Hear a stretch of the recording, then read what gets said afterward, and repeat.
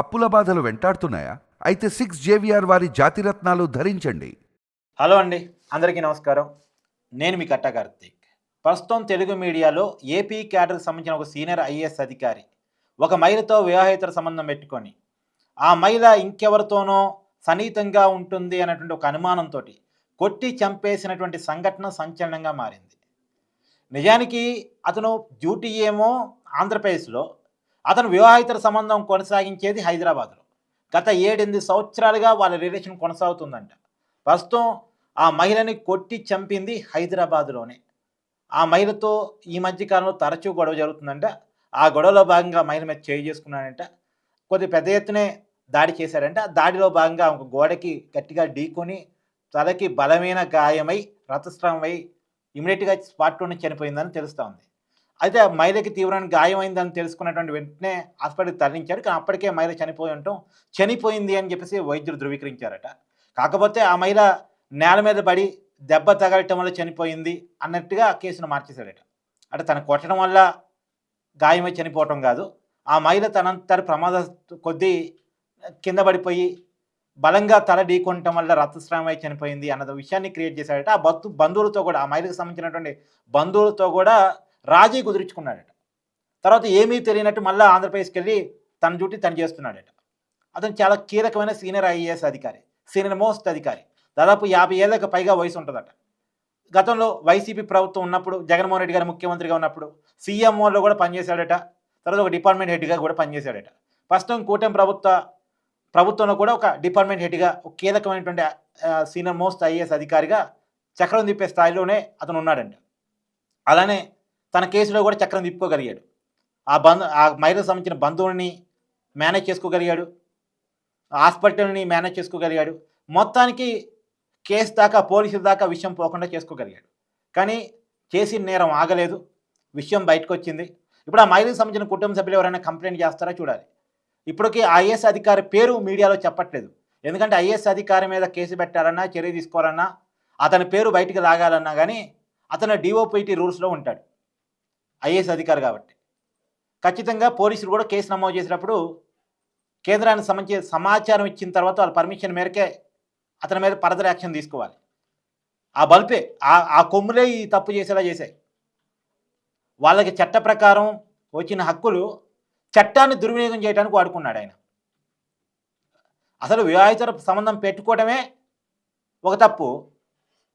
ఆ వివాహేతర సంబంధం పెట్టుకున్నటువంటి మహిళ మీద నాకు హక్కులు వస్తాయి అని అనుకోవటం ఇంకొద్ది భ్రమ. ఆ మహిళ ఇంకెవరితోనూ సన్నిహితంగా ఉంటుందని చెప్పేసి ఆ మహిళ మీద దాడి చేయడం అనేది చాలా పెద్ద నేరం.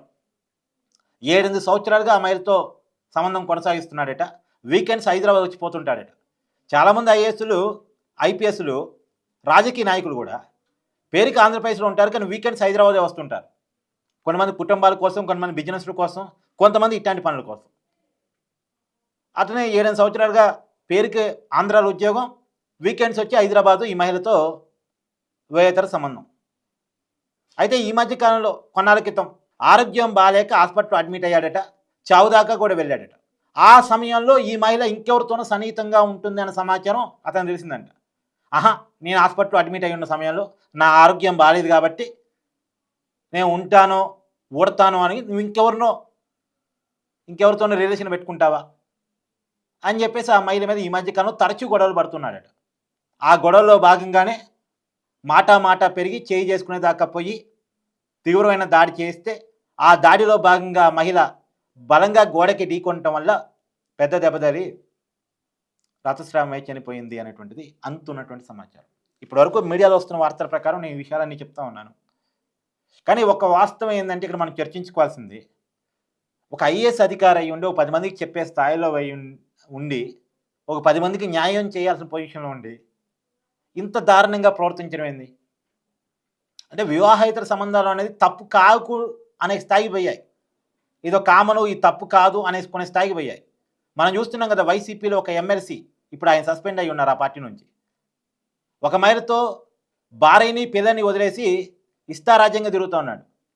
అదేంటంటే మా కోర్టు హక్కు ఇచ్చిందండి సహజీవనం, అలట్రీ, ఈ కొత్త పదం. ఈ పదాన్ని వాడుకుంటూ ఇష్టారాజ్యంగా ప్రేమాయణం కొనసాగించుకుంటూ ఉన్నారు. మీడియాకు కూడా ఇంటర్వ్యూ ఇస్తూ ఉన్నారు.